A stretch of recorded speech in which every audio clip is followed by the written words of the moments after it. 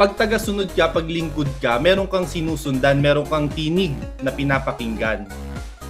So yung tinig na pinapakinggan natin, nagmumula yon kung sino yung amo natin o kung sino yung sinusunod natin, kung sino yung master natin.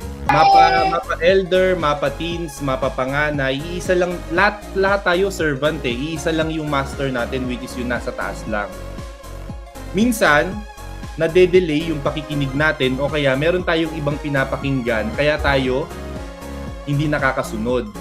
Kaya di ba yung mga hindi nakasunod, na out na sila, either hindi nila narinig o kaya iba yung pinakinggan nila o kaya na-delay sila ng pagsunod, halimbawa. So ibig sabihin, pag pinag-uusapan natin yung salitang lingkod, isa lang dapat pala yung pinaglilingkuran natin, si Yahweh lang. Nagiging instrument lang o kasangkapan lang yung tao, yung kapwa natin na pinaglilingkuran natin. Pero bottom line, lahat pala yun, kay Yahweh pala natin ginagawa yung bagay niyon. Di ba sabi niya doon sa Sitas, ano man yung gawin nyo sa kaliit-liitan na batang ito, parang gano'n na rin yung ginawa nyo sa akin.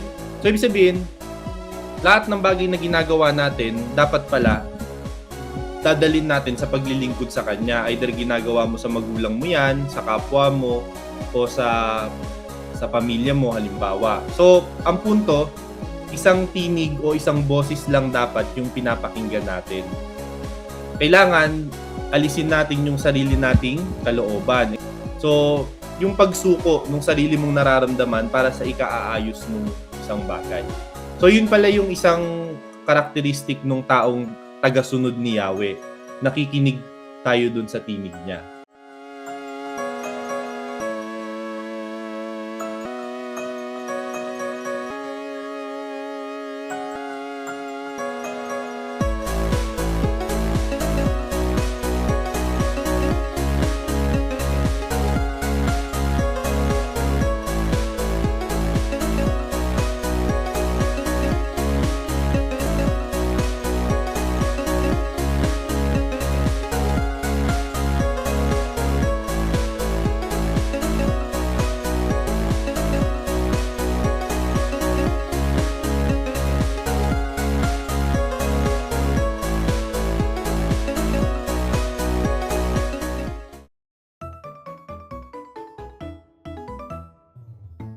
Ang matuwid kong lingkod ay mabubuhay sa pamamagitan ng pananampalataya.